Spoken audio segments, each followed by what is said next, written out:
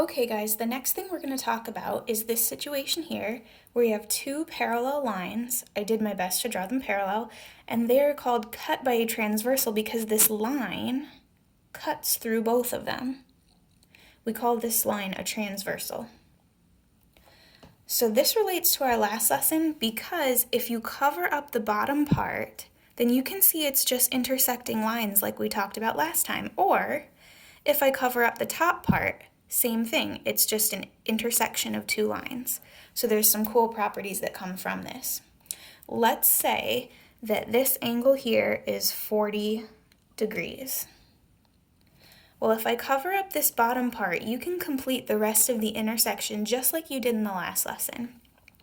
These two are vertical angles, so that means that this one is also 40 degrees.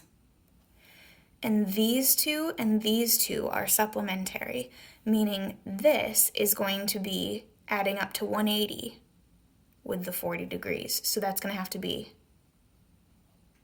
140. And so is this one. Okay, the cool thing about having parallel lines that are cut by a transversal is that means that all of the same stuff happens in exactly the same position in this intersection. So 40 goes here still, 40 goes here still, and the 140s go here and here.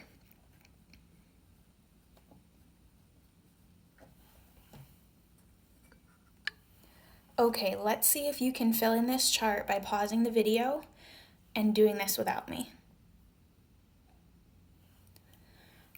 First thing that you should notice is that 20 should be a vertical angle with this one, which would also be 20. And it should be supplementary with this one. And this 20 is supplementary with that one. So I would subtract it from 180 and get 160. 160. And then you just copy this same pattern down into this intersection. So 20, 160, 160, 20.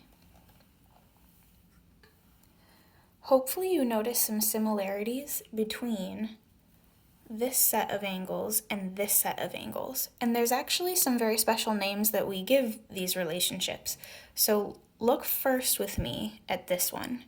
Do you notice how this 20-degree angle and this 20-degree angle are kind of in the same position?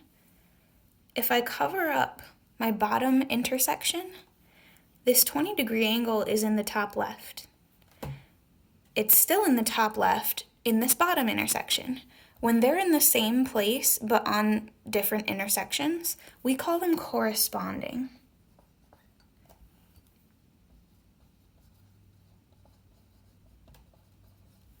We call them corresponding angles.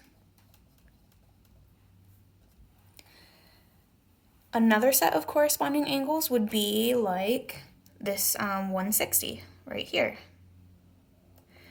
In the top intersection, that's in the bottom left.